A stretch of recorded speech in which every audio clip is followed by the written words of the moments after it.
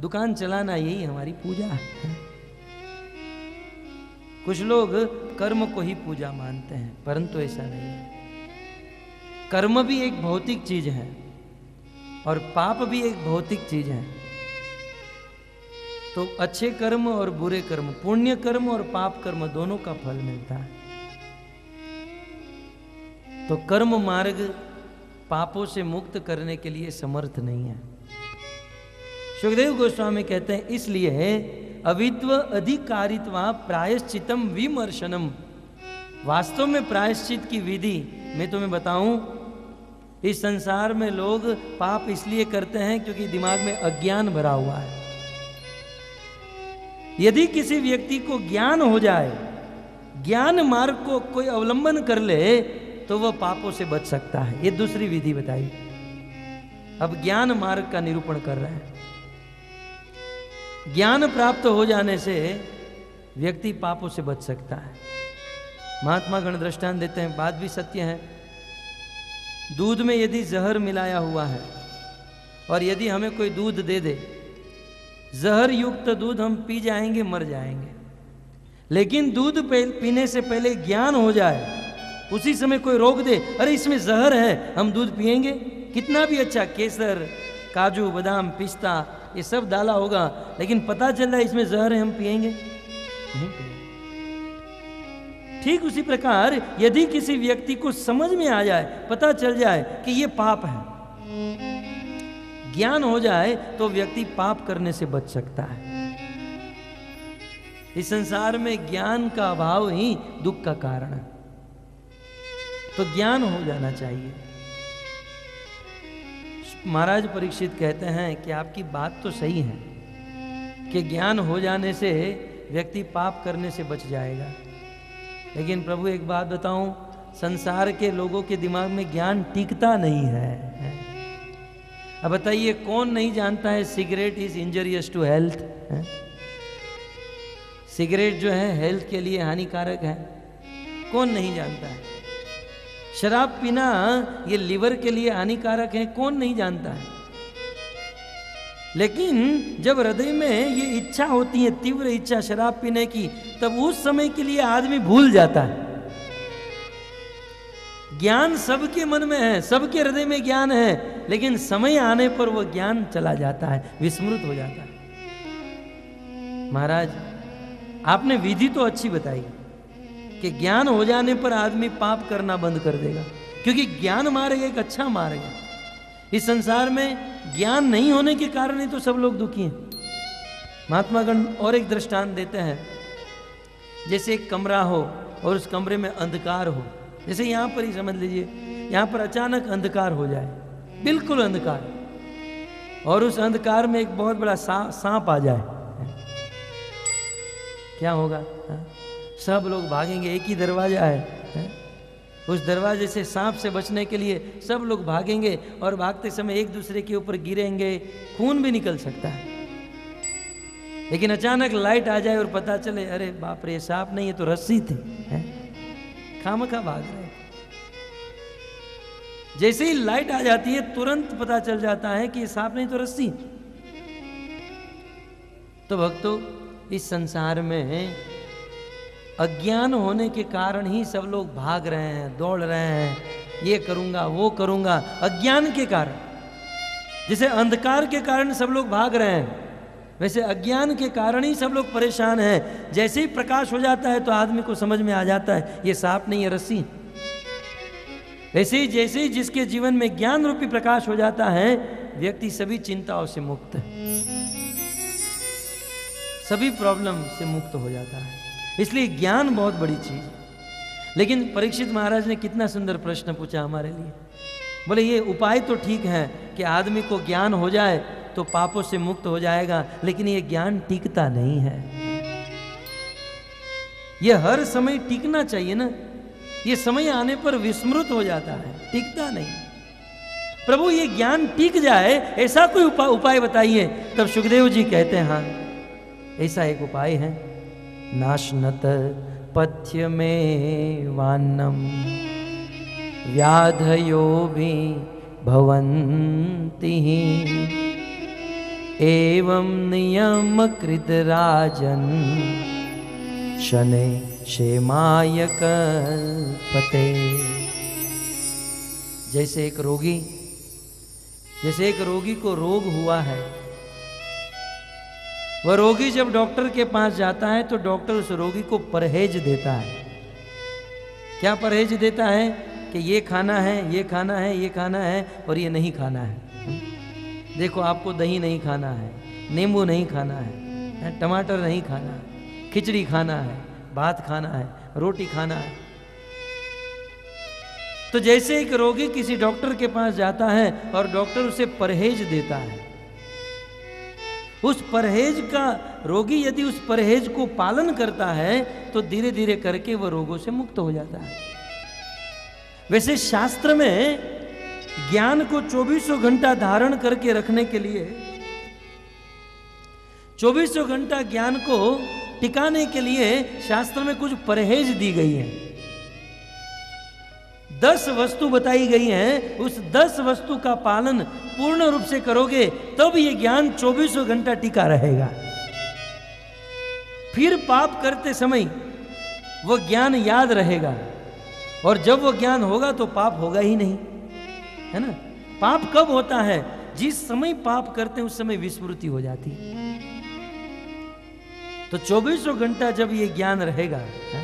जैसे आप लोग ने कभी किसी व्यक्ति की मृत्यु हो गई तो मृत्यु के बाद उसके शव को लेकर श्मशान में जाते हैं, और श्मशान में जाकर अपनी आंखों से देखते हैं, यही आदमी मेरे साथ खाता था, बैठता था, उठता था, चलता था, और आज चिता में जल रहा है। उस अपने स्वजन को जलते हुए देखकर यहाँ पर श्मशान में खड़े रहने वालों की रूह कांप जाती है, कांप जाता है। आदमी को पूर्ण वैराग्य हो जाता है। आदमी सोच लेता है, उस समय उस प्लेटफॉर्म पर आ जाता है कि जीवन में जितना कराया सब नाशवंत है। संसार में सब गलत, सब मिथ्या है। शरीर एक दिन, मेरा शरीर भी इस प्रकार एक दिन राख हो जाएगा। जब आदमी मृत्यु को देखता है, देखता नहीं सुनता है, सुनने से ही आदमी बिल्कुल सीरियस बन जाता है। मृत्यु, एक मुसलमान कवि ने एक शेर लिखा, बोले मरने की बात मत किया करो, प्रवचन करो लेकिन ये मरने की बात मत करो, क्योंकि जब मैं सुनता हूं कि मुझे मरना होगा तब मेरे रोंगटे खड़े हो जाते हैं। उन्होंने लिखा उर्दू भाषा में, डरती है रूह यारो और जी भी कांपता है। डरती है रूह यारो और जी भी कांपता है, मरने का नाम मत लो, मरना बुरी बला है। मरने का नाम मत लो, ये मरना बहुत बुरी बला है। मृत्यु बहुत विषम परिस्थिति है, और श्मशान में जब व्यक्ति देखता है कि मैं भी एक दिन ऐसे ही मर जाऊंगा, तब उस आदमी को वैराग्य हो जाता है। भक्तों, भगवत गीता में भगवान ने कहा है कि मेरे मंदिर में आप आ सको या ना आ सको कोई बात नहीं, लेकिन रोज सुबह उठकर शमशान में जाकर दर्शन कर लेना। जन्म मृत्यु जरा व्याधि दुख दोषानु दर्शनम, भगवान ने कहा इसको देखो, क्योंकि प्रॉब्लम यही है कि हम भूल जाते हैं कि हमको मरना है। इसलिए भगवान ने कहा कि मृत्यु को दर्शनम, मृत्यु को देखनी चाहिए। हॉस्पिटल में जाकर दर्शन करना चाहिए। रोज मॉल में मत जाओ, शॉपिंग सेंटर में मत जाओ। कभी टाइम पास करना है, कभी समय को निकालना है तो हॉस्पिटल में जाओ, कैंसर हॉस्पिटल में जाओ, कि लोग कैसे रोगों में पीड़ित हो रहे हैं। भगवान ने गीता में कहा देखना चाहिए इसे, क्योंकि जब तक हम देखते नहीं हैं तब तक ये स्मरण नहीं रहता है। श्मशान में व्यक्ति जाता है और देखता है कि मर रहा है, एक दिन मैं भी मरूंगा, उस समय उसे वैराग्य हो जाता है। जीवन में कोई चीज काम की नहीं है, अब मैं भजन करूंगा, सोच भी लेता है, दान पुण्य करूंगा, लेकिन जैसे ही श्मशान के गेट के बाहर निकलता है, सारा वैराग्य समाप्त है। ऑफिस जाना है, ये करना है, वो करना है, सब कुछ विस्मृत। कितनी सुंदर स्थिति हो चुकी थी, परंतु आदमी भूल जाता है, यही प्रॉब्लम। इसलिए सुखदेव गोस्वामी कहते हैं ज्ञान टिके हुए रहना ये बहुत बड़ी चीज है। सभी समय ज्ञान रहना बहुत बड़ी चीज है। और जो ज्ञान स्मशान में हुआ वही ज्ञान 24 घंटा जीवन भर तक यदि कोई टिका कर रखना चाहता है, अर्थात शास्त्र के जीवन के ज्ञान को ये पूर्ण समय में यदि रखना चाहता है तो उसके लिए 10 वस्तु है। ये 10 चीज का यदि कोई पालन करे तब वो व्यक्ति इसे अपने ज्ञान को अपने जीवन में टिका सकता है। टिकाना है सबको ज्ञान को, पाप से बचना है तो उपाय देते हैं। क्या करना है, ध्यान से सुनिए। तपसा ब्रह्मचर्येण शमेन च दमेन च त्यागेन सत्य शोचाभ्याम यमेन नियमेन च। याद रहेगा? नहीं रहेगा तो लिख लीजिएगा, क्योंकि बहुत सारी चीजें ना 1-2 होती तो याद रह जाता, 10 चीजें ज्ञान को जीवन में टिकाकर रखना चाहते हैं। कभी कभी हृदय में भावुकता उत्पन्न हो जाती है भगवान के प्रति। कई बार कुछ माता जी आती हैं, कहती हैं प्रभु रात को भगवान कृष्ण स्वप्न में आए थे। अब मुझे तो लगता है कृष्ण मेरे से बात कर रहे हैं। हमारे साथ तो 30 साल से बात नहीं किए, आपको 30 दिन में बात करने लग गए। फिर भी मान लो ये सत्य, हम तो इतने पवित्र नहीं हैं। फिर भी ये जो हो रहा है ना, ये मात्र क्षणिक थोड़े समय की भावुकता है। यदि इसको भाव में बदलना चाहते हैं, इसको जीवन भर तक ये धारण करना चाहते हैं जीवन भर तक कृष्ण बात करे, जीवन भर तक कृष्ण हमारे सामने आए, तब ये कार्य करना चाहिए। क्योंकि जीवन में कुछ ऐसी वस्तुएं होती है क्षणिक होती हैं, परंतु यदि इसे टिकाकर रखना चाहते हैं भाव को, ज्ञान को, तो यह 10 चीज करनी चाहिए। आइए ये क्या है? सबसे पहले कहते हैं तपस्या करनी चाहिए। तपस्या से हमारा जो ज्ञान है हमारे हृदय में टिका रहता है। तपस्या से बिल्कुल ऑपोजिट शब्द है भोग। तपस्या का विरुद्ध शब्द है भोग। अर्थात ज्ञान को टिकाए रखने के लिए भोग नहीं भोगने चाहिए। भोगों से निवृत्ति और तपस्या में प्रवृत्ति होनी चाहिए। हमारे दिलो दिमाग में एक ही भावना होनी चाहिए कि हम तप की ओर आगे बढ़े, हम तपस्या की ओर आगे बढ़े। पंचम स्कंद में भगवान ऋषभदेव ने भी कहा ना, नायम देहो देह भाजान लोके कष्टान कामान अर्हते विटभुजामिये तपो दिव्यम। भगवान ऋषभदेव ने कहा।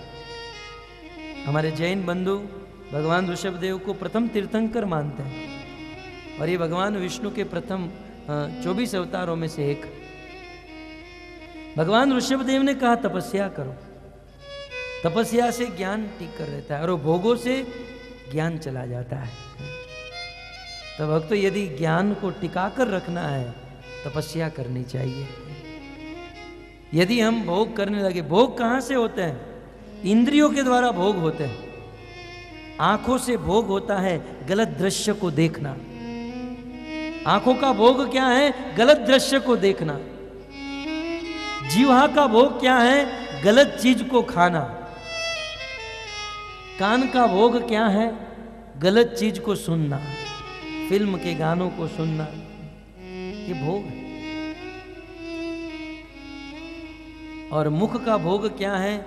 गलत बातें बोलना, व्यर्थ की बातें बोलना। भक्तों ये सब छिद्र हैं, ये सब छिद्र हैं। जितना ज्ञान हमारे हृदय में आता है, यदि हम इन छिद्रों से, इन इंद्रियों से भोग भोगेंगे तो ये ज्ञान इन इंद्रियों से निकल जाएगा। तपस्या के द्वारा इन इंद्रियों को बंद कर देना चाहिए ताकि जो ज्ञान है वो टिका रहे। भोगों से वो ज्ञान चला जाता है। तो तपस्या होनी चाहिए। आज मानव समाज में बस एक ही भूत लगा है कि भोग भोगेंगे। आज सभी मनुष्य अपने स्टैंडर्ड से हायर फैसिलिटी का उपभोग करना चाहते हैं।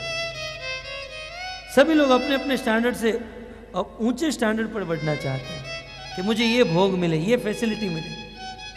तपस्या की ओर किसी की दृष्टि नहीं है, लेकिन दृष्टि तपस्या की ओर होनी चाहिए। हम हमारे शरीर को तपाए। तपस्या का अर्थ होता है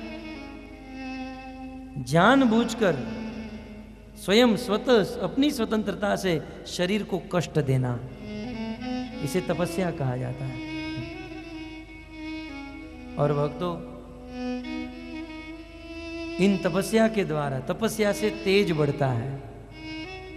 आज तो लोगों के चेहरे पर तेज ही नहीं है।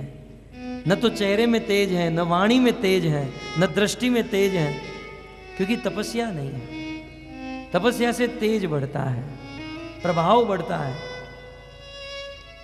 श्रील प्रभुपाद बहुत बड़े तपस्वी थे, और जब कहीं भी किसी भी स्थान पर जाते थे, लोग उनको जानते नहीं थे, लेकिन उनके तपस्या के तेज से लोग उनको रास्ता दे देते थे, बाजू में हो जाते थे। उनके सामने खड़े रहने की हिम्मत नहीं होती थी।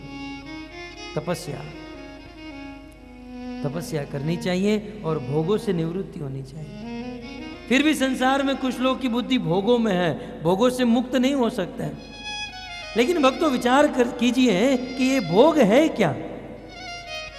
इस संसार में हम और आप जिसको भोग मानकर बैठे हैं, जिसको सुख मानकर बैठे हैं, वह सुख है ही नहीं। हमारे देश में एक बहुत बड़े राजा को वैराग्य हुआ और सन्यासी बन गए, और जब वह राजा सन्यासी बने, उसका नाम था भर्तृहरि। उन्होंने ग्रंथ लिखा वैराग्य शतक, और उस राजा भर्तृहरि ने सन्यासी बनकर एक श्लोक में लिखा, भोगान भोक्ता वैमेव भोक्ता, तपसान तपसा वैमेव तपसा। मैं जब राजा था, अनेकों भोगों को भोगत रहा था, और उस समय मुझे ऐसा लगता था कि मैं भोगों को भोगत रहा हूं, लेकिन आज मुझे पता चला कि मैंने भोगों को नहीं भोगा, भोग नहीं मुझे भोग लिया। मेरे जीवन की आयु को भोग लिया, मेरे वीर्य को भोग लिया, मेरे प्रभाव को भोग लिया, मेरे तेज को भोग लिया, मेरे जीवन को बर्बाद कर दिया इन भोगों ने। हम क्या भोगों को भोगेंगे? भोग हमको भोगत रहे। कई बार कुछ लोग कहते हैं ना, मैं सिगरेट पी रहा हूं, मैं शराब पी रहा हूं। भक्तों, हम क्या सिगरेट और शराब को पिएंगे? सिगरेट और शराब हमको पी रहे हैं, ये हम नहीं जानते। इस संसार में हम जिसे भोग कह रहे हैं, वो भोग नहीं है। प्रहलाद महाराज कहते हैं कि इस संसार में प्राय सब लोग एक ही चीज के पीछे पड़े हैं कि इस जगत से हम सुख निकाल देंगे। जब हिरण्याकश्यप ने पूछा, प्रहलाद, विष्णु की भक्ति ही सर्वश्रेष्ठ है, तो सब लोग कृष्ण की भक्ति क्यों नहीं करते? तब प्रहलाद महाराज उत्तर देते हैं, मति न कृष्ण। इस दुनिया के लोगों की मति भगवान में नहीं लग रही है। भक्तों में भी कुछ लोग आकर कहते हैं, हमारा मन भगवान में, हमारा मन माला में नहीं लग रहा है। कारण प्रहलाद महाराज दे रहे हैं, मति न कृष्ण। कृष्ण में मति नहीं लगने का कारण क्या है? मति न कृष्ण परत स्वतो वा मिथो विपद्येत गृह व्रतानाम अदांत गोपी विशताम तमिस्त्रम पुनः पुनः चरवित चर्वणानाम। प्रभुपाद को यह श्लोक बड़ा पसंद था, प्रिय था। प्रहलाद महाराज कहते हैं, लोगों की मति भगवान में नहीं है, लोग तपस्या नहीं कर रहे हैं। इसका कारण क्या है? कारण संसार के लोग संसार से सुख खोजना चाहते हैं। भक्तों, दुनिया के सब लोग चाहते हैं कि इस दुनिया से, दुनिया की किसी वस्तु से या दुनिया की किसी व्यक्ति से हम सुखी हो जाएंगे, परंतु इस जगत से कभी सुख मिल नहीं सकता है। जगत बनाने वाले भगवान ने गीता में कह दिया, दुखालयम शाश्वतम। यह जगत बनाया गया है, डिजाइन इस प्रकार से की गई ताकि सब लोग दुखी हो।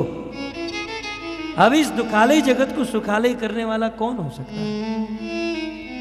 फिर भी सब लोग इस भौतिक जगत से सुख प्राप्त करना चाहते हैं। प्रहलाद महाराज कहते हैं, तो वैसा ही है जैसे चबाए हुए को लोग चबा रहे हैं। इस जगत से सुख को निकालना, इस जगत से सुख को हासिल करना, वे तो वैसा ही होगा जैसे चबाए हुए गन्ने को चबाना। गन्ना देखा है? गन्ने का जूस जहां मिलता है वहां 5 मिनट खड़े रहिएगा। उस मशीन में गन्ने को डालता है 1 बार, 2 बार, 3 बार, फिर उसे घुमा घुमा कर गन्ने को डालता है और पूरा गन्ना 15-20 बार जब अंदर डाल देता है और फिर आपको दे दो, लो थोड़ा रस पी लो इसे गन्ने में से। जिस गन्ने से रस निकल गया है, जिस गन्ने को चबा दिया गया है, उसमें से रस कभी नहीं मिल सकता। ये जगत चबाए हुए गन्ने की तरह है, यहां सुख कभी नहीं मिल सकता। गोस्वामी जी ने रामायण के अंत में तो यहां तक कह दिया कि हो सकता है बर्फ में आग लग जाए, ये कभी लग नहीं सकती है, लेकिन ये एक बार संभव हो सकता है कि बर्फ में, आइस में आग लग जाए। हो सकता है मिट्टी को पेलने से तेल निकल जाए। मिट्टी को पेलने से तेल निकल सकता है? कभी नहीं। लेकिन यह भी एक बार संभव हो सकता है। और कहते हैं हो सकता है कछुए की पीठ पर बाल उग जाए, ये कभी हो सकता है? कछुए की पीठ पर बाल, ये तीनों कार्य असंभव हैं, लेकिन गोस्वामी जी कहते हैं ये तीनों मानो एक बार संभव हो सकते हैं। बर्फ में आग लग सकती है, मिट्टी को पेलने से तेल निकल सकता है और कछुए पर बाल उग सकते हैं, लेकिन भौतिक जगत से सुख ये कभी नहीं मिल सकता, कभी नहीं मिल सकता। कितना भी कोई प्रयास करे, इस भौतिक जगत में से सुख नहीं मिल सकता। कुछ लोग कहेंगे कि नहीं हम तो सुखी हैं, वो सुखी नहीं, वे सुख की भ्रांति है।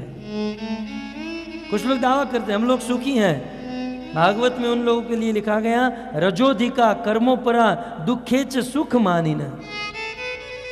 जो अपने आप को सुखी मानता है और जो सोचता है कि भौतिक जगत भोगों में सुख है, वो सुख को समझ ही नहीं पाया। सुख क्या है यही नहीं पता। सुख नाम के तत्व को तो पहले समझो। सुख किसे कहा जाता है? जब सुख के बारे में ही नहीं पता है तो हम सुखी हैं ये दावा हम कैसे कर सकते हैं? अब तो सुख का अर्थ ये होता है जो नित्य हो, जो कभी कम न हो, जो कभी घटे नहीं। और भक्तों इस जगत में सुख नहीं, इस जगत में रात दिन माया के द्वारा जीवों को दुखी किया जा रहा है। और ऐसे दुखी जीवों को कभी कभी माया दुख देना बंद कर देती है, तो उस समय वह समझ जाता है कि मैं बहुत सुखी हो गया। वो सुखी नहीं हुआ, वो तो दुख निवृत्ति की अवस्था। हम जब डायमंड मार्केट में जाते थे पंचरत्न में, तो हमने ये दृश्य बहुत देखा है। आप इस दृष्टांत से समझ सकते हैं। गर्मी का दिन होता है, लोगों को घर पर जाने की देरी होती है, चरनी रोड से विरार फास्ट पकड़ते हैं। उतरना होता है बोरीवली, लेकिन चरनी रोड से विरार फास्ट ट्रेन पकड़ लेते हैं जल्दी पहुंचने के लिए। और उसमें भी खचाखच भीड़ बन जाती है। और फिर धीरे धीरे स्टेशन आता है, एक के बाद एक स्टेशन लोग भरते जाते हैं। और धीरे धीरे बोरीवली आता है। बोरीवली के पहले यार्ड में गाड़ी खड़ी रहती है। कभी कभी फैन बंद हो जाता है, और कभी कभी कुछ लोग ज़्यादा खा लेते हैं तो फिर वातावरण भी बिगड़ जाता है। उसमें किसी की हाइट कद कम है, और तो कोई तपस्या करे न करे, मुंबई की ट्रेन में 1 घंटा सब लोग तपस्या करते हैं, सब लोग। और जिसकी हाइट कम है वो तो बगल सूंघ सूंघ के मर जाता है।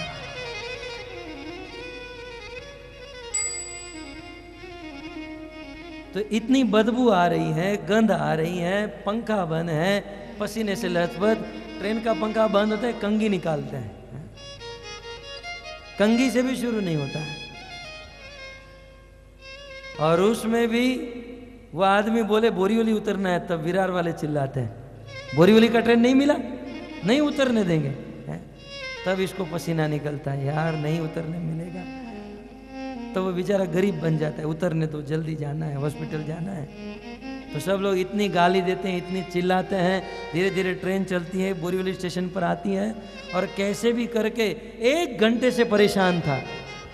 फैन बंद था, बदबू आ रही थी, भीड़ में था, टेंशन था, उतरने मिलेगा कि नहीं उतरने मिलेगा, आगे चला जाऊंगा, ये लोग नहीं जाने देंगे, ये लोग मारेंगे, मारपीट करेंगे, क्या होगा क्या होगा। उतने में बोरीवली स्टेशन आता है और धक्का मार के बोरीवली स्टेशन पर उतारते हैं।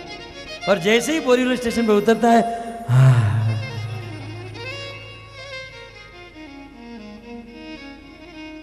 स्वर्ग का आनंद मिल गया।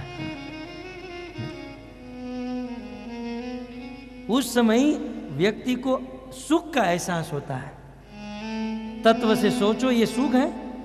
ये सुख नहीं है। 1 घंटे से परेशान है आदमी, 1 घंटे से पूर्ण रूप से परेशान है, और वे परेशानी से जब थोड़ा सा बाहर आया तो उसको लगा कि मुझे सुख मिला। वो सुख नहीं मिला, वो दुख निवृत्ति की अवस्था है।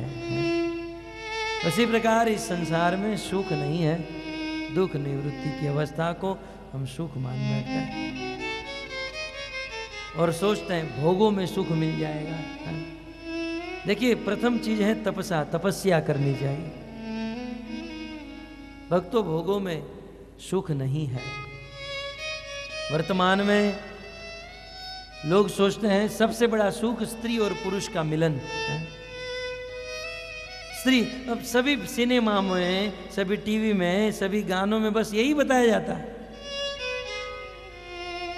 जब स्त्री और पुरुष मिलते हैं तब सुखी हो जाते हैं, बिछड़ते हैं तो दुखी हो जाते हैं। सब लोग ये सोचते हैं कि इसी में सुख है, परंतु भक्तों, क्या सुख है? आप तत्व से विचार कीजिए। स्त्री और पुरुष के संग में कितना सुख। दुनिया जिसे सबसे बड़ा सुख मानती है, वह सुख कितने मिनटों के लिए, और तत्व से देखा जाए तो वह भी सुख कहां है। वह तो इंद्रियों की बर्बादी है। तो भोगों की ओर दृष्टि नहीं करनी चाहिए। इस संसार में कई लोग स्त्रियों में आसक्त होते हैं, सोचते हैं कि हम स्त्रियों को भोगत रहे हैं। क्या भोग देंगे? क्या ये सुख है? ब्रह्मा जी ने ये शरीर बनाया, इस शरीर में क्या है? कफ, पित्त, वायु, खून, मांस, मज्जा, मल, मूत्र, और इसी चीज को एक चमड़े में ढक दिया। हम सोचते हैं कितना अच्छा लड़का है, कितना अच्छा व्यक्ति है। परंतु भक्तों, ये मात्र भ्रांति है। श्रील प्रभुपाद जी इसी मुंबई में एक बहुत सुंदर प्रवचन किए, लाखों लोग आए थे, और प्रभुपाद जी ने एक दृष्टांत दिया कि एक बार एक राजा अपने राज्य में विचरण करने निकला, घोड़े पर सवार था। एक विधवा स्त्री थी, जवानी में विधवा हो चुकी थी। स्त्री की सुंदरता के ऊपर मोहित हो गया। राजा घोड़े से उतरा, स्त्री को कहने लगा, मैं तुम्हारे साथ संग करना चाहता हूं, विवाह करना चाहता हूं। स्त्री तो सती नारी थी, वे राजा के साथ संग करना नहीं चाहती थी। क्या करे, क्या जवाब दे राजा को? यदि गलत जवाब देंगे तो दंड दे देंगे। उस स्त्री ने कहा, एक काम करो राजन, आप कल मेरे पास आओ। राजा अपने राज्य में चले गए। रात भर उस स्त्री के स्वप्न देखते रहे, और दूसरे दिन वह राजा आए। उसी द्वार पर दरवाजा खटखटाया, किसी बुढ़िया ने दरवाजा खोला। राजा ने कहा, माता जी, कल जो स्त्री यहां पर खड़ी थी वो कहाँ है? मुझे उसका संग करना है, उसके साथ विवाह करना है। उस स्त्री ने कहा, वो मैं ही हूं।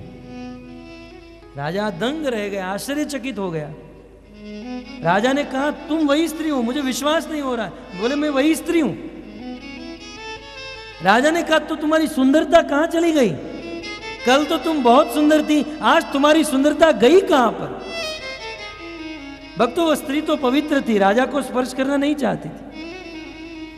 इसलिए उस स्त्री ने क्या किया?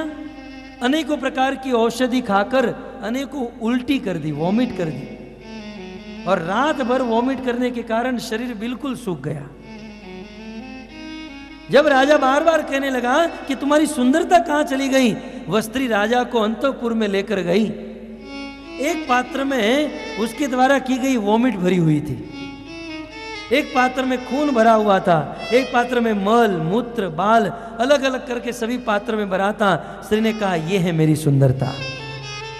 राजन तुम मेरी सुंदरता को स्पर्श करना चाहते थे, मेरी सुंदरता का संग करना चाहते थे, अब करो इसे स्पर्श, यह है मेरी सुंदरता। राजा तुरंत वहां से भाग गए। भक्त, तो यह है जगत की सुंदरता। किसको हम भोगेंगे, क्या भोगेंगे? अतः इस संसार में भोगों की ओर दृष्टि नहीं रखनी चाहिए। भोग भोगने से अनेकों प्रकार के नुकसान है, परंतु भोग भोगने का सबसे बड़ा लॉस है कि हृदय में जो अज्ञान है उसकी विस्मृति हो जाती है। अतः तपस्या करनी चाहिए। तपस्या के द्वारा अपने शरीर को कष्ट देना चाहिए। भक्तों, थोड़ी सी तपस्या करके व्यक्ति निखर जाता है, उनका तेज बढ़ जाता है। इसलिए यहाँ पर सुखदेव जी प्रथम उपाय बताते हैं, तपसा ब्रह्मचर्य, तपस्या करनी चाहिए। ठीक है, समझ में आ गया? विश्वास है आप सब लोग करोगे। आज ही हिमालय मत चले जाना, कुछ दिन रहना परिवार के साथ। और अब आगे कहते हैं ब्रह्मचर्येण, दूसरा उपाय। ये सब उपाय किसके लिए हैं? सबको याद होना चाहिए। किस लिए हैं? ज्ञान को टिकाए रखने के लिए। और ज्ञान जब टिके रहेगा तब हमसे पाप नहीं होगा। तो दूसरा उपाय बताते हैं ब्रह्मचर्येण। इस संसार में सभी व्यक्ति को ब्रह्मचर्य व्रत का पालन करना चाहिए यदि ज्ञान टिकाए रखना चाहते हैं। कुछ गृहस्थ कहते हैं हम तो गृहस्थ हैं, ब्रह्मचारी को ब्रह्मचर्य का पालन करना चाहिए। नहीं, ब्रह्मचारी को भी ब्रह्मचर्य का पालन करना चाहिए और गृहस्थ को भी ब्रह्मचर्य का पालन करना चाहिए। हमारे वेदों में ब्रह्मचर्य का सीधा अर्थ लिखा गया है अपने वीर्य की रक्षा करना, इसे ब्रह्मचारी कहा जाता है। और श्रील प्रभुपाद जी ने बहुत सुंदर परपोट लिखा है, ब्रह्मचारी किसे कहते हैं? 6 चीज होती हैं कि एक पुरुष यदि ब्रह्मचारी रहना चाहता है तो एक ब्रह्मचारी को किसी भी स्त्री से संग नहीं करना चाहिए, एक ब्रह्मचारी को किसी भी स्त्री से बातचीत नहीं करनी चाहिए, एक ब्रह्मचारी को किसी भी स्त्री के सामने नहीं देखना चाहिए, ब्रह्मचारी को किसी भी स्त्री का मन में स्मरण भी नहीं करना चाहिए, किसी भी स्त्री की छवि भी नहीं देखनी चाहिए, पोस्टर और फिल्म भी नहीं देखने चाहिए। चैतन्य महाप्रभु ने तो यहां तक कह दिया, दारुवे प्रकृति है मुने रपी मन। बड़े बड़े मुनि जो हिमालय में तपस्या करते हैं, योग करते हैं, मनन करते हैं, ऐसे बड़े बड़े मुनि भी जब लकड़े की स्त्री देखते हैं ना तब भी उनका मन पिघल जाता है। जब मुनियों की ये हालत है तो हम और आप क्या चीज है? इसलिए स्त्रियों के सामने तो गलत दृष्टि नहीं रखनी चाहिए, परंतु स्त्रियों की छवि को भी नहीं देखना चाहिए पुरुषों के लिए, और यही सिद्धांत स्त्रियों के लिए है। तो ब्रह्मचर्य व्रत का पालन करना चाहिए। भक्तों, हमारे भारतवर्ष में बहुत बड़े ब्रह्मचारी हुए। ब्रह्मा जी के 4 पुत्र सनक, सनातन, सनंदन और सनक। और फिर हमारे इतिहास में हुए पितामह भीष्म। अखंड ब्रह्मचर्य व्रत का पालन किए, जिससे इच्छा मृत्यु का वरदान मिला उसे। और ये तो बहुत पुराना इतिहास, कल का इतिहास। हमारे भारतवर्ष के एक संत हुए रामकृष्ण परमहंस के शिष्य स्वामी विवेकानंद। ब्रह्मचर्य व्रत का पालन किए और अपने प्रभाव से, अपने तेज से विदेश में गए और वहां पर भारत का डंका बजा दिया ब्रह्मचर्य के तेज से। और भी संसार में जितने भी बड़े बड़े महापुरुष हुए हैं उन्होंने ब्रह्मचर्य व्रत का पालन किया है। जो व्यक्ति ब्रह्मचर्य व्रत का पालन नहीं करेगा उसका ज्ञान टिक कर नहीं रहेगा। ज्ञान टिकाना चाहते हैं, ब्रह्मचर्य व्रत का पालन करना चाहिए। ब्रह्मचर्य व्रत का पालन करने से उम्र बढ़ती है, तेज बढ़ता है, स्मृति शक्ति बढ़ती है, व्यक्ति एक बार सुनता है तो उसे सब कुछ याद रह जाता है यदि इस व्रत का पालन करे। तो इस प्रकार से तपस्या करनी चाहिए और दूसरा ब्रह्मचर्य व्रत का पालन करना चाहिए। तीसरा नियम बताते हैं, तपसा ब्रह्मचर्येण शमेन च दमेन च। तीसरी चीज है शम। शम का अर्थ होता है अपने मन को वश में करना। शम माने मन को वश में करना। यदि ज्ञान टिकाए रखना चाहते हो तो मन वश में रखना चाहिए। अर्जुन ने गीता में कहा, अपने गांडीव के बल पर वायु को वश में कर सकता हूं, लेकिन मन को वश में नहीं कर सकता। ये मन बड़ा चंचल है। गाते ना, कैसे तेरा भजन करे मन बड़ा चंचल है। संत लोग उपदेश देते हैं, देखिए मंदिर में जाइए, भजन कीजिए, भगवान का दर्शन कीजिए, मन को वश में कीजिए। तो लोग दावा करते हैं, नहीं मंदिर में जाने की क्या जरूरत, मन चंगा तो कथौटी में गंगा। मंदिर में जाने की क्या जरूरत है, मन चंगा है तो घर पर घर बैठे गंगा है। लेकिन चंगा मन किसे कहते हैं, पहले ये तो सुनो।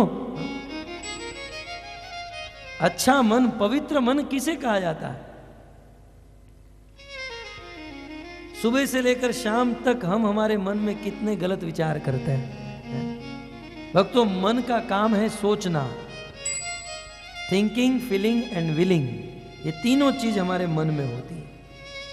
हमारे पूरे शरीर का, जीवन का आधार ही मन के ऊपर। गीता में भगवान कितनी बार बोले, मन मना भव मद भक्तो मयि एव मन आधत्स्व माम अनुस्मरव युद्ध च।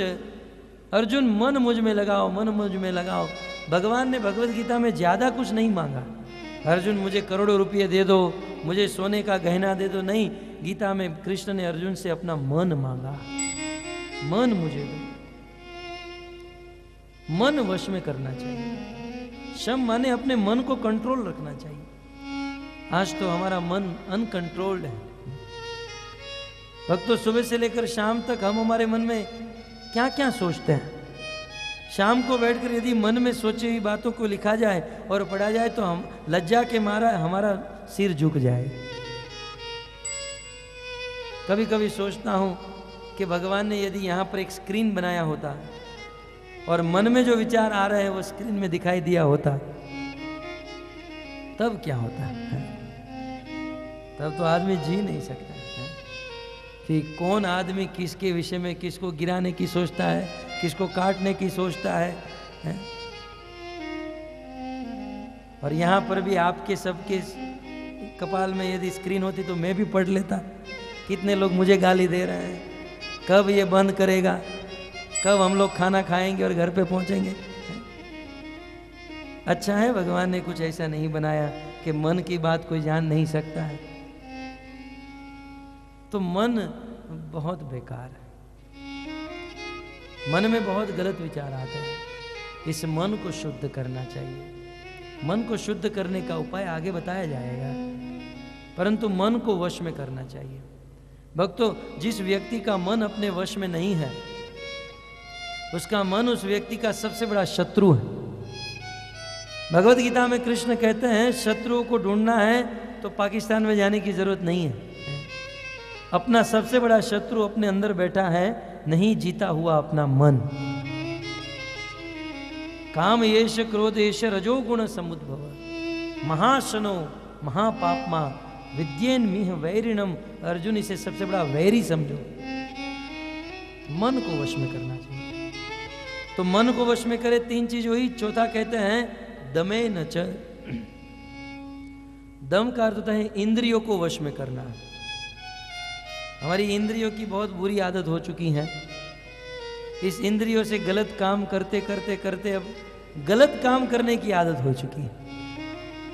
अब एक छोटा सा एग्जांपल दे दूं, जब से मोबाइल आया है, आदमी बोरीवली से निकला है माटुंगा आने के लिए और फोन करके पूछे कहाँ पहुंचे, बस बांद्रा पहुंच गया, खड़ा है अंधेरी में, लेकिन कहे बांद्रा तक तो पहुंच गया। अब झूठ बोलने से कोई मतलब नहीं है, लेकिन बस एक आदत सी पड़ जाती है, इंद्रियों की एक आदत है। तो ऐसे बहुत प्रकार की इंद्रियों की आदत बिगड़ जाती है। तो इंद्रियों को शुद्ध करना चाहिए। मन शुद्ध होता है मंत्र का जाप करने से, और इंद्रियां शुद्ध होती हैं भक्त और भगवान की सेवा करने से। तो तपसा ब्रह्मचर्येण शमेन च दमेन च, 4 चीज हुई। त्यागेन, 5वीं चीज है, यदि ज्ञान को टिकाए रखना चाहते हो तो त्याग करना चाहिए। त्याग का अर्थ होता है दान करना चाहिए। कौन करता है? आज दानियों की संख्या बड़ी कम हो गई है। माधवेंद्रपुरी मुझे भी 2 दिन से कह रहे हैं दान। कलयुग के दानी के बारे में जानना चाहते हो? मैं तो अक्सर कहता हूं, आदमी देखता है या माता देखती है, कहीं रिक्शा वाले को 10 रुपए की नोट निकाल कर दे दी, रिक्शा वाला कहेगा बहन जी ये मार्केट में जाऊंगी, वहां चल जाएगी। वो भैया बहुत जल्दी में होता है ना, तो ले लेगा। रिक्शा वाला नहीं चलाता है तो बहन जी वो फटी हुई 10 की नोट सब्जी मार्केट में लेकर जाती। सब्जी वाला कहता है बहन जी ये नोट नहीं चलेगी, दूसरी नोट दो। बहन जी सोचती है किराना वाला ले लेगा, किराने वाले को देती है तो 10 की फटी हुई नोट वो भी नहीं रखता है। बहन जी सोचती दूध वाला तो ले ही लेगा, दूध वाले को देती है, यह कह के तेरे में तो पानी आता है, अब फटी हुई नोट में तुझे क्या प्रॉब्लम है। दूध वाला भी नहीं लेता। जब सब्जी वाला नहीं लेता, रिक्शा वाला नहीं लेता, किराना वाला नहीं लेता, दूध वाला फटी हुई नोट नहीं लेता, तब बहन जी सोचते हैं कि अब रविवार को जब राधा गोपीनाथ मंदिर में जाऊंगी ना, तब मैं दान करूंगी। कलयुग के दानियों की ये हालत है। हम तो मंदिर संभालते हैं, जब दान पेटी खोलते हैं उस दिन देखने जैसा होता है। हम सोचते हैं नोट कहाँ लेकर जाए, किसको वापस प्रदान करें। दान, पहले के जमाने में लोग दान किया करते थे।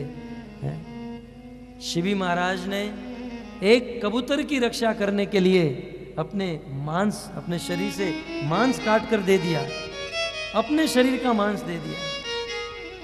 राजा रंती देव ने 48 दिन का उपवास था, लेकिन ब्राह्मण आए, वैश्य आए, शूद्र आए, उन सबको अपना भोजन दान दे दिया, खुद भूखे रह गए। और राजा हरिश्चंद्र, भगवान रामचंद्र तो इन लोगों का नाम अपने मुख से लेते हैं। शीबी ददीची हरिश्चंद्र नरेशा, सहेहु धर्म हित कोटि कलेशा। शिबी ददीची हरिश्चंद्र नरेशा, सहेहु धर्म हित कोटि कलेशा। करोड़ों करोड़ों क्लेश दुख सहन करके भी ये राजा महाराजा दान करते थे। और आज राजा हरिश्चंद्र को ले लीजिए, पूरी दुनिया के चक्रवर्ती सम्राट थे, पूरी दुनिया के एकमात्र राजा थे हरिश्चंद्र।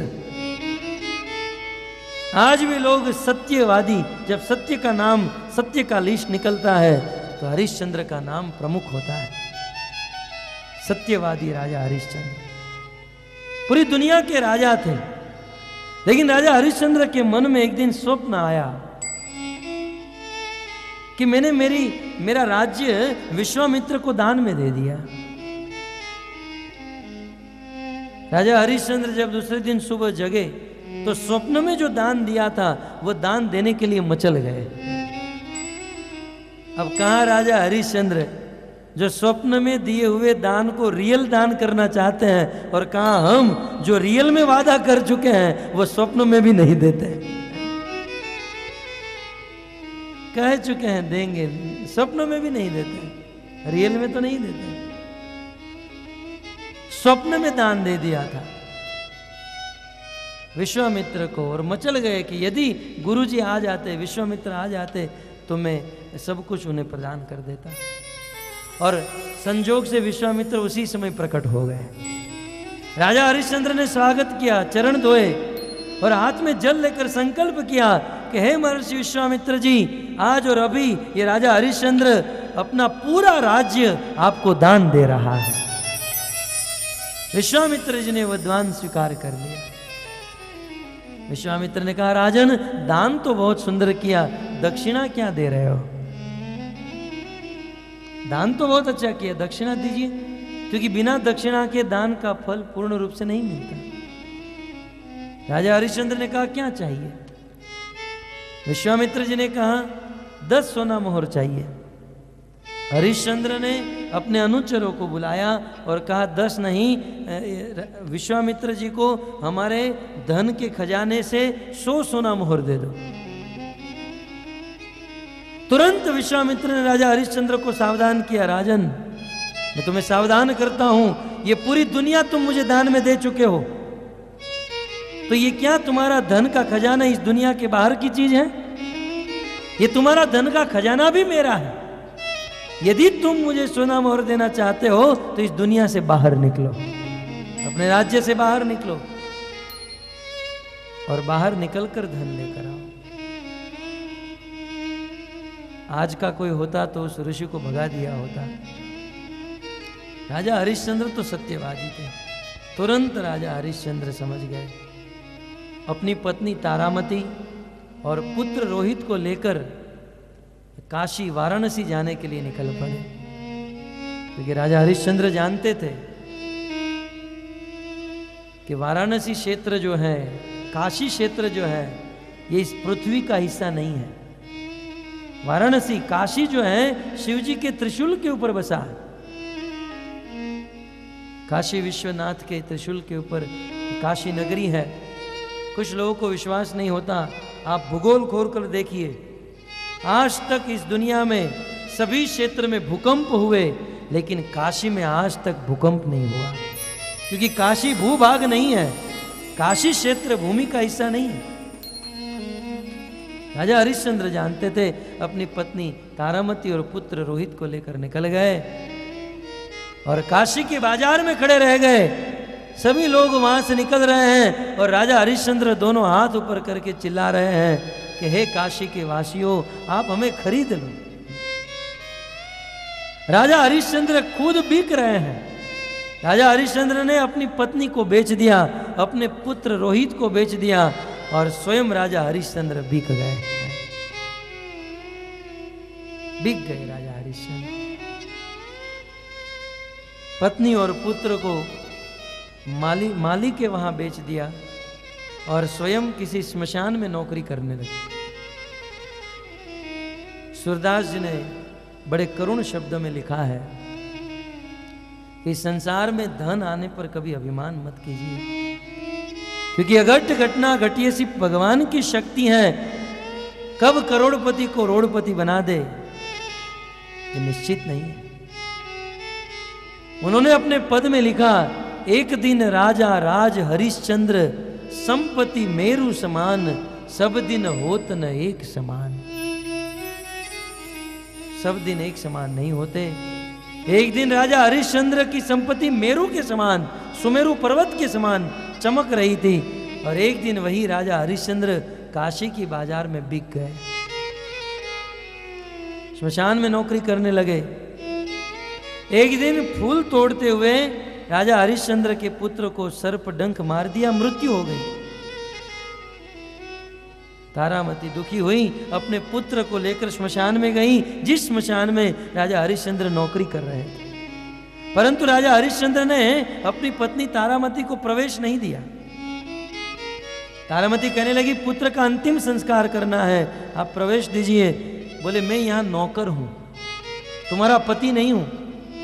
तुम्हें यहां पर पुत्र का अंतिम संस्कार करना है तो पैसे देने होंगे। तारामती रोने लगी, पतिदेव आप विचार तो करो, मैं धन कहां से लाऊं, मैं पैसे कहां से लाऊं? तुम्हें अपने पुत्र पर दया नहीं आ रही है? बोले, अभी मैं किसी के हाथों में बिक गया हूं और मालिक ने कहा है बिना धन लिए किसी को अंतिम देह संस्कार नहीं करने देना है। बोले मैं तुम्हें क्या दूं, मेरे पास क्या है? उस समय हृदय पर पत्थर रखकर राजा हरिश्चंद्र ने कहा, तुम बोल रहे हो तुम्हारे पास कुछ नहीं, ये शरीर पर साड़ी तो पहनी है, दे दो साड़ी। देवी तारामती ने अपने शरीर पर जो साड़ी पहनी थी, एक वस्त्र धारण किया था। जैसे ही देवी तारामती अपने शरीर से साड़ी निकालने गई, राजा हरिश्चंद्र को देने लगी, उसी समय ब्रह्मा, विष्णु और महेश वहां पर प्रकट हो गए। महर्षि विश्वामित्र प्रकट हो गए और कहने लगे, बस राजन बस, हम तो आपके सत्य की परीक्षा ले रहे थे, आपकी परीक्षा हो गई। कहने का तात्पर्य यह है, रघुकुल रीत सदा चली आई, प्राण जाई पर वचन न जाई। राजा हरिश्चंद्र बहुत बड़े दानी थे, राजा रंतीदेव, राजा दिलीप, राजा भगीरथ, राजा रघु और इसी वंश में राजा दशरथ। भक्तों, ये सूर्य वंश दानियों की परंपरा है। और जब इस कुल के राजाओं ने इस प्रकार से दान किया, तब राम जैसे पुत्र को प्राप्त किया, तब भगवान जैसे पुत्र को प्राप्त किया। यदि भगवान को प्राप्त करना चाहते हैं, शुद्ध पुत्र को प्राप्त करना चाहते हैं, दान करना चाहिए। भक्तों, स्नान करने से शरीर पवित्र होता है, मंत्र जपने से मन पवित्र होता है, और सेवा करने से इंद्रियां पवित्र होती हैं। लेकिन हम और आपके पास जो धन है ना, उस धन में भी बहुत अपवित्रता है, और उस धन को यदि पवित्र करना चाहते हैं तो दान करना चाहिए। हम जो धन कमाते हैं, उस धन में बहुत दोष है, क्योंकि आजकल धन कमाने के लिए झूठ बोलना होता है, कई सारे कीड़े मर जाते हैं, कई सारे प्रॉब्लम होते हैं। तो पाप युक्त धन को यदि शुद्ध करना है तो धन का दान करना चाहिए। रूप गोस्वामी कहते हैं 25% वैष्णवों में बांटना चाहिए, 25% ब्राह्मणों में, 25% भगवान की सेवा में। इस प्रकार से धन को यदि दान करेंगे तो धन पवित्र होता है, शुद्ध होता है। आजकल कुछ माता पिता कहते हैं हमारे बच्चे बिगड़ रहे हैं, हम लोग हमारे बच्चों का इतना ख्याल रख रहे हैं, फिर भी बच्चे बिगड़ रहे हैं। क्यों? बच्चों का आप ख्याल रख रहे हो, लेकिन बच्चे पाप युक्त कमाई खा रहे हैं। जिस धन से भोजन कर रहे हैं ना, उस धन में पाप है, दोष है।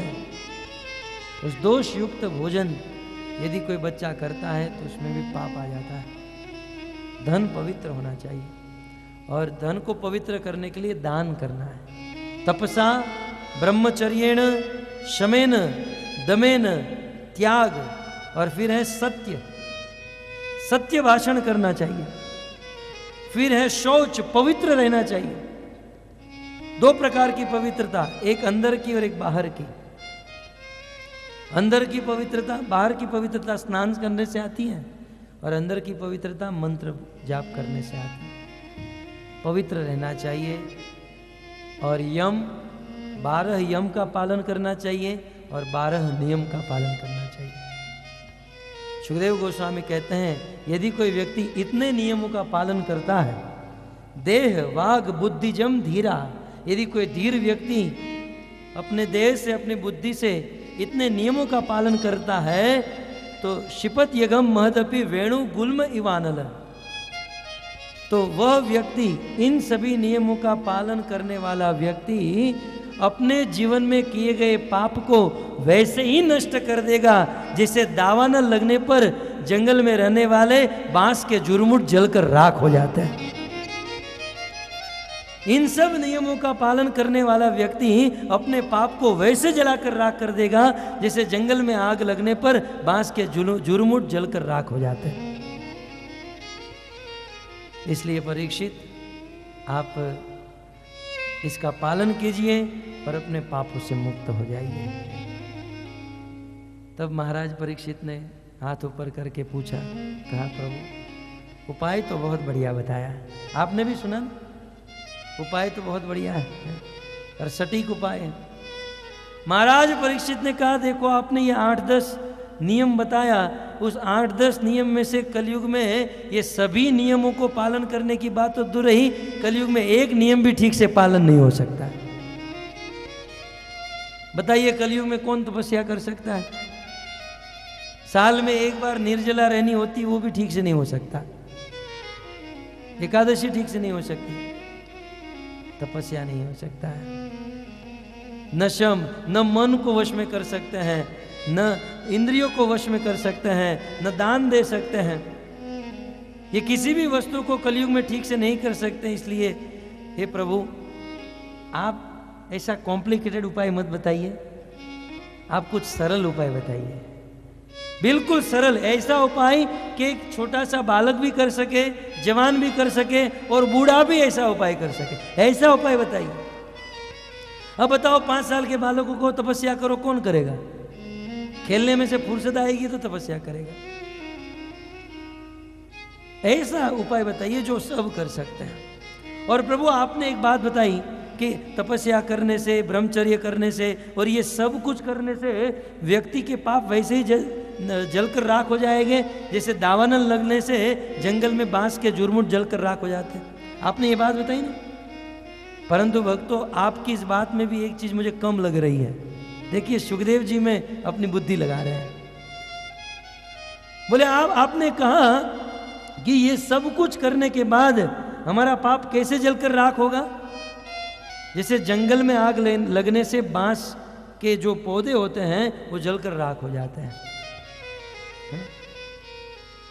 परंतु हे सुखदेव गोस्वामी, ये मैं मानता हूं कि बांस के जुरमुट जलकर राख हो जाते हैं, लेकिन जब बारिश होती है, अनुकूल समय, अनुकूल वातावरण होता है, वर्षा होती है और जब पानी भूमि में जाता है, क्योंकि बांस के जुरमुट ऊपर से जल गए हैं लेकिन उसका मूल अभी तक नहीं जला है, वर्षा होने पर फिर से वह उग जाते हैं।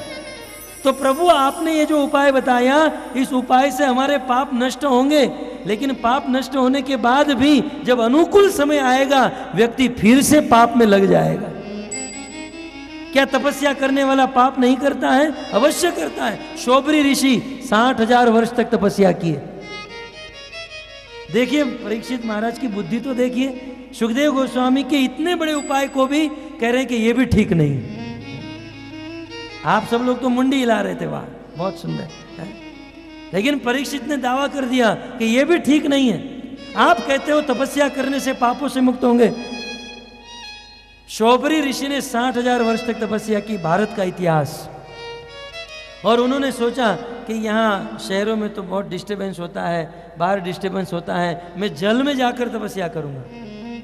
शोभरी ऋषि यमुना के जल के भीतर चले गए और जल में खड़े खड़े 60,000 वर्ष तक तपस्या की।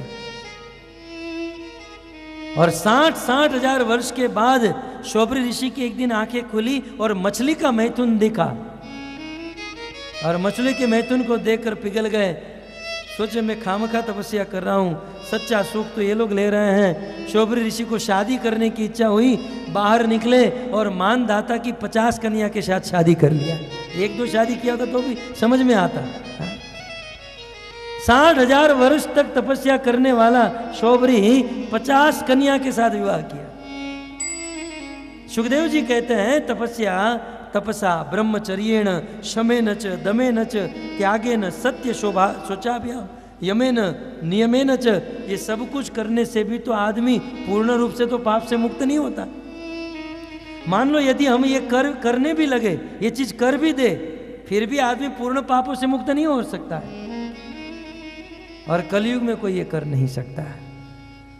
और यदि कलयुग में कोई करे तो ये बाहर से ऊपर से जो पाप है वो नष्ट हो जाएंगे, लेकिन पाप करने का जो मूल है, वो जड़ है, हृदय में रह जाएगा, ताकि फिर से वो पाप में प्रवृत्त हो जाएगा।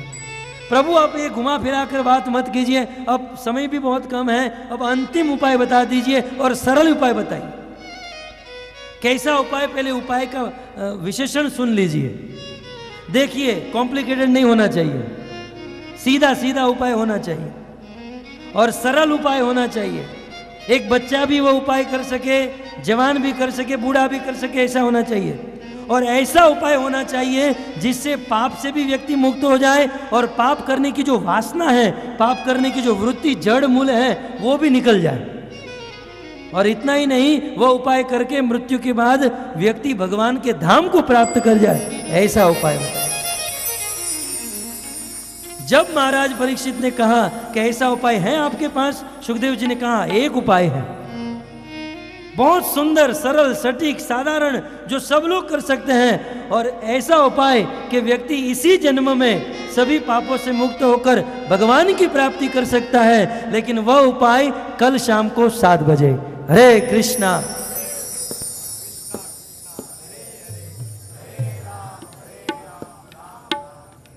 तो उपाय तो दे रहे हैं सुखदेव जी, लेकिन अब समय कम पड़ रहा है? तो बहुत सुंदर उपाय है, केचित केवलिया श्लोक के द्वारा। हरे कृष्णा। हरे कृष्णा कृष्णा कृष्णा हरे हरे, हरे राम राम राम हरे हरे। हरे कृष्णा। अंतर्राष्ट्रीय कृष्ण भावनामृत संघ द्वारा प्रस्थापित 7 दिवसीय श्रीमद् भागवत कथा के तृतीय दिवस के सत्र में आए हुए सभी भक्तों का हम हार्दिक स्वागत करते हैं। और आइए सर्वप्रथम हम आभार व्यक्त करें हिज ग्रेस श्रीमान लाल गोविंद प्रभु जी का, जिनके मुखारविंद से आज हमने यहाँ पे श्रील सुखदेव गोस्वामी की वाणी में किस प्रकार से हम पापों से मुक्त हो सकते हैं। आज हम सभी के जीवन में, भक्तों के जीवन में विशेष रूप से ये बहुत बड़ा प्रश्न है कि हम भक्ति तो कर रहे हैं, है ना, भगवान की भक्ति तो हम सभी कर रहे हैं, लेकिन भक्ति करने के साथ साथ जो है इसका पूर्ण फल हमें क्यों प्राप्त नहीं हो रहा है। और पूर्ण फल प्राप्त नहीं होने का यही कारण है कि पाप करने की जो वृत्ति है ये समाप्त नहीं हुई, और जब तक ये समाप्त नहीं होगी तब तक हमें भक्ति का पूर्ण फल प्राप्त नहीं होगा। और किस प्रकार से केवल पाप से नहीं, पाप करने की जो वासना है उससे भी हम किस प्रकार से मुक्त हो सकते हैं, तो प्रभु जी ने बिल्कुल क्लाइमैक्स पे लाके जो है इस प्रसंग को विराम दे दिया है। लेकिन बहुत ही सुंदर शिक्षा आज हम सभी ने प्रभु जी के मुखारविंद से यहाँ श्रवण की। तो आइए प्रभु जी का एक बार उच्च स्वर में महामंत्र के द्वारा हम आभार व्यक्त करें। हरे कृष्णा कृष्णा कृष्णा हरे हरे, हरे राम राम राम हरे हरे।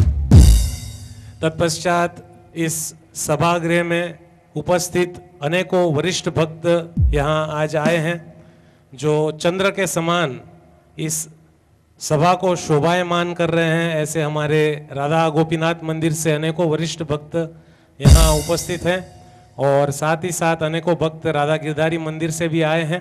तो इन सभी भक्तों का भी हम महामंत्र के द्वारा स्वागत करते हैं। हरे कृष्णा कृष्णा कृष्णा हरे हरे, हरे राम राम राम हरे हरे। तत्पश्चात हम उन भक्तों का स्वागत करना चाहेंगे जो इस कथा के माध्यम से इस्कॉन संस्था के साथ जिनका पहली बार संपर्क हुआ है, इस कथा के माध्यम से जो इस्कॉन संस्था से पहली बार जुड़े हैं। मैं देख रहा हूँ अनेकों भक्त यहाँ पे हैं जो इस्कॉन के इस सत्संग में पहली बार आए हैं। आप सभी भक्तों से हमारी विनंती है कि सभी अपने स्थानों पे खड़े हो जाइए ताकि हम ठीक से आपका भी स्वागत कर सकें, जो भी पहली बार आए हैं, है ना। बहुत सारे भक्त हैं यहाँ माटुंगा क्षेत्र से, बहुत सारे ऐसे लोग हैं जो पहली बार आए हैं। शर्माइए नहीं, आपसे कुछ मांगा नहीं जाएगा, है ना। नहीं तो कुछ लोग इस शर्म में खड़े नहीं होते हैं कि कुछ मांग लेंगे तो क्या करेंगे, है ना। यहाँ इस्कॉन में मांगने की प्रथा है ही नहीं, केवल देने की ही प्रथा है। तो आप सभी भक्तों का हम हार्दिक स्वागत करते हैं, और आप सभी के हम आभारी हैं कि आप अपना बहुमूल्य समय निकाल के यहाँ पे श्रीमद् भागवत कथा श्रवण करने के लिए आए हैं। और हम भगवान श्री श्री राधा गोपीनाथ जी के चरण कमलों पे यही प्रार्थना करते हैं कि आज का ये सुंदर और उज्जवल दिवस जो है आपके लिए आपकी कृष्ण भावना भावित जीवन के लिए एक शुभारंभ ठहरे और आने वाले जो और 5 दिन यहाँ पे ये सत्संग होगा, इसमें आप इसी प्रकार आके हमको यहाँ पे सेवा करने का अवसर प्रदान करें। तो आप सभी भक्तों का हम हरे कृष्ण महामंत्र से यहाँ स्वागत करते हैं। हरे कृष्णा कृष्णा कृष्णा हरे हरे, हरे राम राम राम हरे हरे। सभी अपने स्थानों पे बैठ जाइए। और आप सभी जो यहाँ पहली बार आए हैं, तो हमारे इस माटुंगा क्षेत्र में ऐसे ही बहुत सुंदर सत्संग कार्यक्रमों का आयोजन जो है लगातार होते रहता है। तो जो भी भक्त इस्कॉन संस्था के बारे में और इस्कॉन संस्था के द्वारा जो इस माटुंगा क्षेत्र में होने वाले जो भी कार्यक्रम हैं, उसके लिए आप माधवपुरी प्रभु यहाँ उपस्थित हैं, जो इस कार्यक्रम के मूल आयोजक हैं, और साथ ही साथ पवित्र प्रहलाद प्रभु भी जो हैं। पवित्र प्रहलाद प्रभु कहाँ पे हैं? यहाँ पे हैं। यहाँ आ जाइए प्रभु, 2 मिनट, है ना। तो जो भी भक्त पहली बार आए हैं और आप इस्कॉन संस्था के बारे में कुछ जानना चाहते हैं, उसकी जो भी गतिविधियाँ यहाँ इस माटुंगा क्षेत्र में हो रही हैं, तो आप अवश्य ही माधवपुरी प्रभु का और पवित्र प्रहलाद प्रभु का संपर्क कीजिए। ये यहीं पे पंडाल में होंगे और आप इनसे इस्कॉन संस्था के बारे में और यहाँ पे जो भी प्रोग्राम्स होते हैं इसके बारे में आप जानकारी प्राप्त कर सकते हैं। और साथ ही साथ जो माता जी पहली बार आए हैं, तो यहाँ पे माधुरी गोकुलेश्वरी माता जी कहाँ हैं? हाँ, तो जो भी माताएं इस्कॉन संस्था के बारे में जानना चाहती हैं, तो माधुरी गोकुलेश्वरी माता जी यहाँ उपस्थित हैं। तो आप इनका संपर्क कीजिए। और आप सभी यदि इच्छुक हैं यहाँ पे होने वाले प्रोग्राम्स में और पार्टिसिपेट करने के लिए, तो अपना फ़ोन नंबर जो है वो आप इनको प्रदान कर दीजिए। आपका नाम और आपका कॉन्टैक्ट नंबर ये आपके संपर्क में रहेंगे और यहाँ पे जो भी कार्यक्रम होंगे इसकी जो गतिविधि है आपको बताएंगे। साथ ही साथ हमारे बीच आज कुछ महत्वपूर्ण यहाँ पे अतिथिगण उपस्थित हैं। तो सनातन चैनल के जो डायरेक्टर हैं और साथ ही साथ जो यहाँ पे मानस परिवार सत्संग समिति के जो अध्यक्ष हैं, ऐसे श्रीमान गणेश अग्रवाल प्रधान जी और उनके साथ आए हैं श्रीमान मिश्रा जी। इन दोनों भक्तों को हम मंच पे आमंत्रित करते हैं। सनातन चैनल पे बहुत सुंदर कार्यक्रम होते हैं, तो आज ये यहाँ आए हैं, तो हम इनका स्वागत करते हैं। प्रभु जी के हस्त कमलों से पुष्पमाला स्वीकार करें, ऐसी विनंती करते हैं। आइए महामंत्र से इन दोनों का स्वागत करें। हरे कृष्णा कृष्णा कृष्णा हरे हरे, हरे राम राम राम हरे हरे, हरे कृष्णा कृष्णा कृष्णा हरे हरे, हरे राम राम राम हरे। अग्रवाल जी से विनंती, यदि 2 शब्द। हरे कृष्णा। यहाँ पे आके बहुत आनंद हुआ। महाराज जी से बहुत दिनों बाद भेंट हुई है और यहाँ पे हमको यहाँ लाने में हमारे सुरेंद्र जी, जो कहाँ पे हैं सुरेंद्र जी, उनका बहुत बहुत सहयोग है और बहुत बहुत आनंद हुआ कि इतनी बड़ी संख्या में आप लोग इस श्रीमद् भागवत का आनंद ले रहे हैं।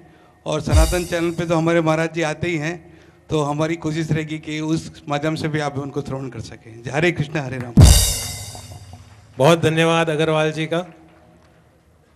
तत्पश्चात यहाँ पे आप देख रहे हैं पिछले 3 दिनों से ये बहुत ही सुंदर भव्य आयोजन, और इस भव्य आयोजन में हरे कृष्ण, इस भव्य आयोजन में प्रत्येक दिवस लगभग 600 से 700 भक्त आ रहे हैं और यहाँ पे सभी भक्तों के लिए बहुत सुंदर व्यवस्था की गई है और बहुत सुंदर सभी के लिए प्रसाद की भी व्यवस्था है। माधवपुरी प्रभु आज मुझे बता रहे थे कि विशेष रूप से आप सभी से क्षमा याचना करना कि प्रथम दिवस पे प्रसादम में थोड़ी सी जो है पहला दिन था, इसीलिए प्रसादम का बजट ठीक तरह से बना नहीं पाए थे, लेकिन आने वाले सभी दिनों में प्रचुर मात्रा में प्रसाद जो है उपलब्ध कराया जाएगा। तो आज के जो यहाँ पे प्रसादम की सेवा है, तो बहुत सुंदर ये भक्तों के द्वारा ये सेवा ली गई है।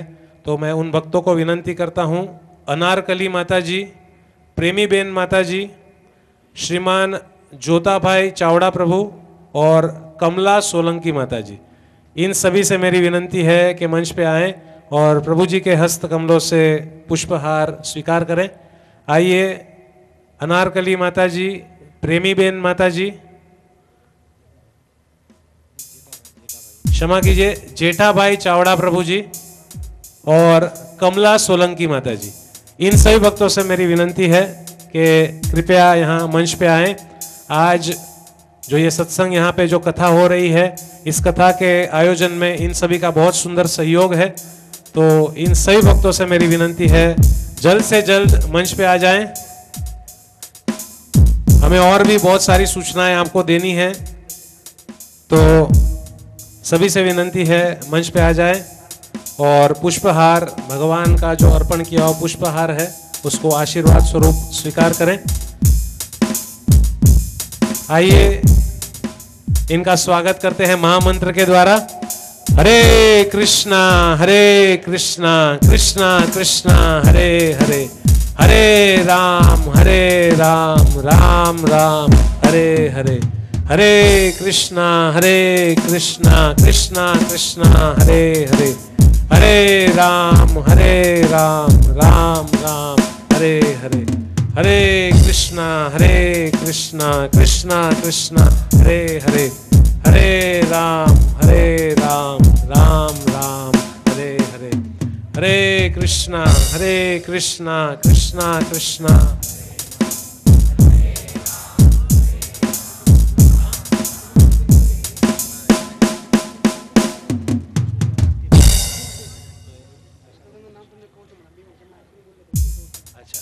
आइए जेठाभाई प्रभु आ रहे हैं मंच पे, इनका भी हम स्वागत करेंगे महामंत्र के द्वारा। हरे कृष्णा कृष्णा कृष्णा हरे हरे, हरे राम राम राम हरे हरे, हरे कृष्णा कृष्णा कृष्णा हरे हरे, हरे राम राम राम।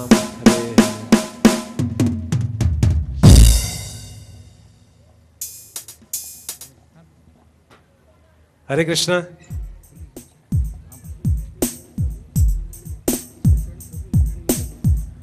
तो इन सभी भक्तों ने तो बहुत सुंदर सहयोग किया है और आज का जो प्रसादम है आप सभी के लिए जो इंतजार कर रहा है, ये प्रसादम की सेवा कृष्ण चरण प्रभु और नंदरानी माता जी के द्वारा सभी भक्तों के लिए की गई है। मैं विनंती करता हूँ कृष्ण चरण प्रभु और नंदरानी माता जी जहाँ कहीं भी हों कृपया यहाँ मंच पे आएं और प्रभु जी के हस्त कमलों से भगवान का पुष्पहार आशीर्वाद स्वरूप स्वीकार करें। कृष्ण चरण प्रभु जहाँ कहीं भी हैं, मेरी विनंती है कृपया यहाँ आए मंच पे।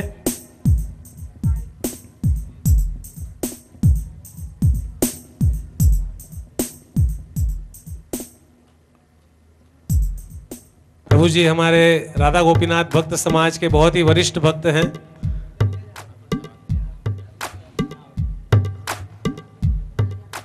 आइए इनका स्वागत करें महामंत्र के द्वारा।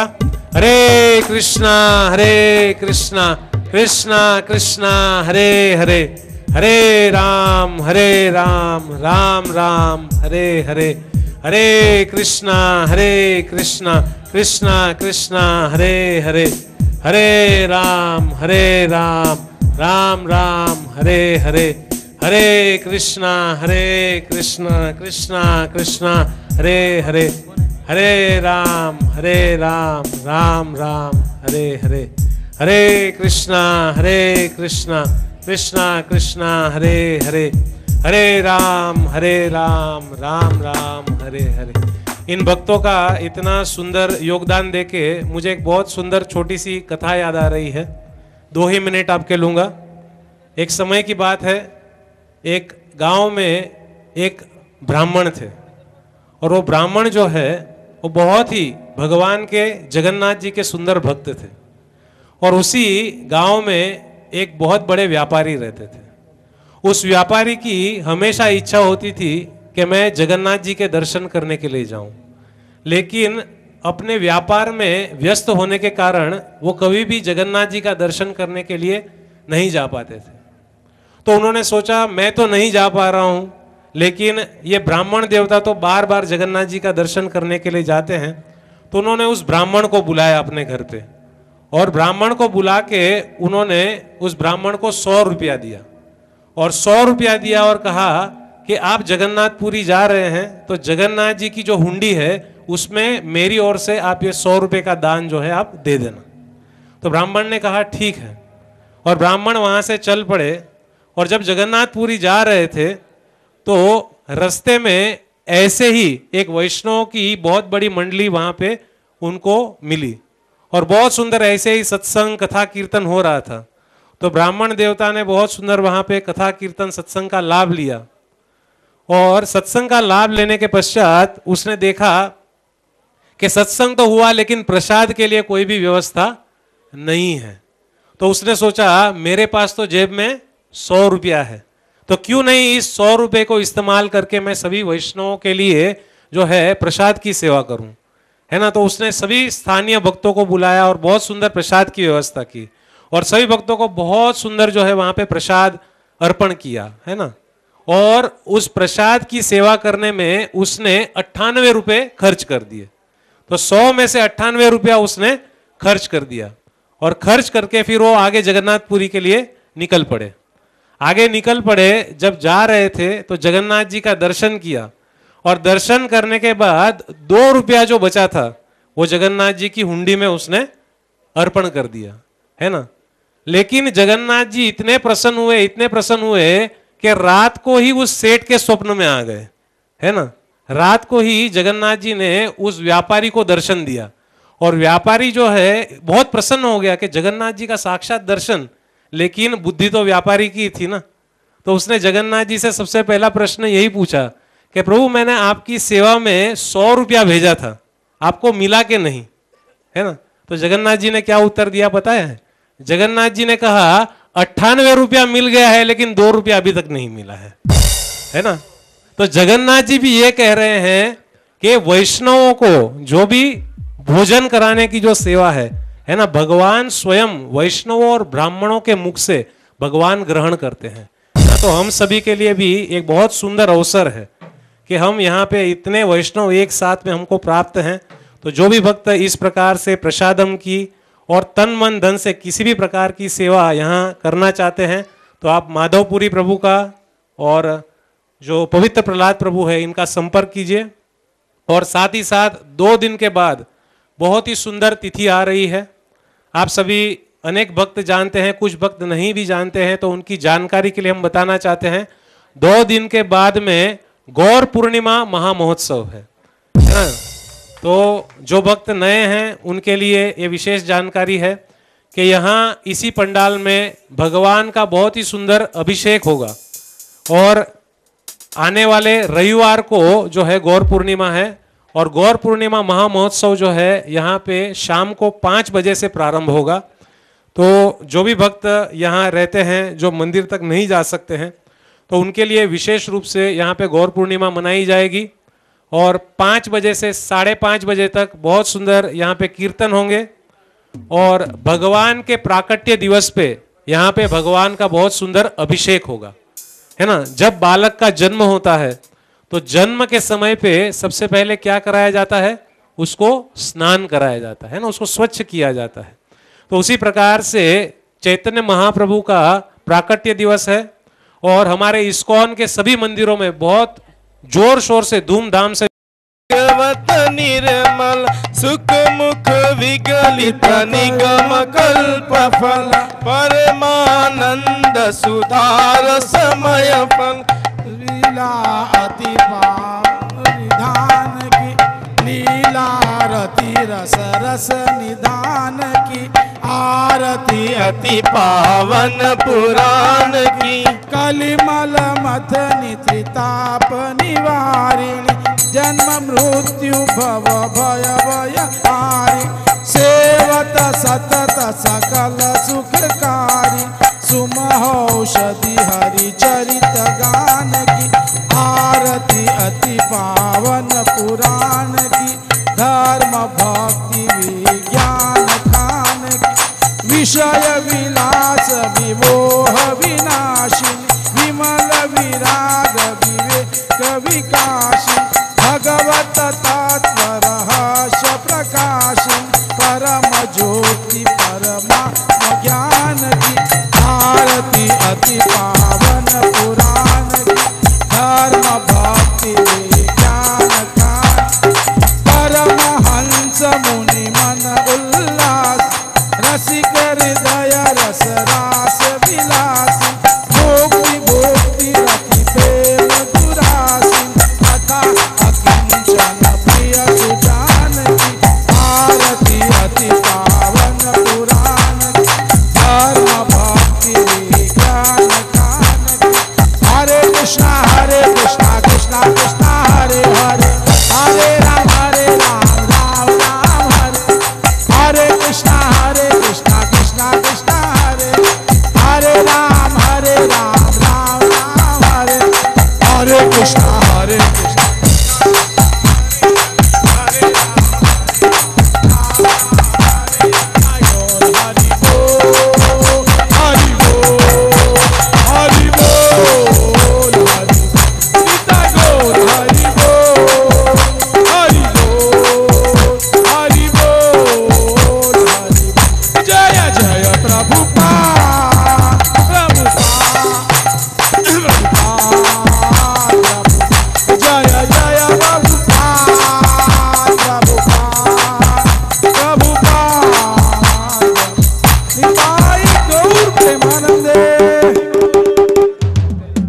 ग्रंथराज श्रीमद् भागवतम की